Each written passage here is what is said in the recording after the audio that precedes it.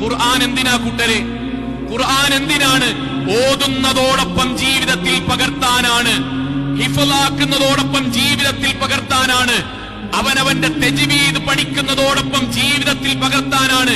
ജീവിതത്തിൽ പകർത്താതെയുള്ള ഒരു ഓത്ത് ഇസ്ലാമിൽ ഇല്ല. അത് പുതിയ കാലഘട്ടത്തിൽ സൗകര്യത്തിന് നമ്മൾ ഉണ്ടാക്കിയെടുത്തതാണ്. നമ്മുടെ പ്രധാനം തജ്വീദായി, നമ്മുടെ പ്രധാനം ഇഖ്ഫാഉം ഇദ്ഹാറുമായി, നമ്മുടെ പ്രധാനം ഖുർആനിന്റെ വശ്യതയായി, നമ്മുടെ പ്രധാനം ഖുർആൻ അനുസരിച്ചുള്ള ജീവിതത്തിൽ വന്ന് ഞാനും നിങ്ങളും പണ്ഡിതന്മാരും പോയി. അപ്പൊ എന്തായെന്നറിയോ? ഓതുന്ന ആയിരക്കണക്കിന് ആളുകൾക്കിടയിൽ കുടിയന്മാർ വരാൻ തുടങ്ങി. പരിശുദ്ധ ഖുർആൻ പഠിക്കുന്ന ആളുകൾക്കിടയിൽ കുടുംബത്തിന്റെ പ്രശ്നങ്ങളുള്ള കുടുംബങ്ങൾ ഉണ്ടാകാൻ തുടങ്ങി. നബിന്റെ കാലത്ത് അങ്ങനെയല്ല. കുടുംബ പ്രശ്നമുള്ളിടത്ത് നബി ഖുർആൻ ഓതും, പ്രശ്നം നിൽക്കും. കുടിയന്മാരുടെ വീട്ടിൽ പോയി പ്രവാചകൻ ഖുർആൻ ഓതും, കുടി നിർത്തും. കച്ചറയുണ്ടാക്കുന്നവരുടെ വീട്ടിൽ പോയി ഖുർആനിന്റെ ആയത്തോതും, കച്ചറ നിൽക്കും.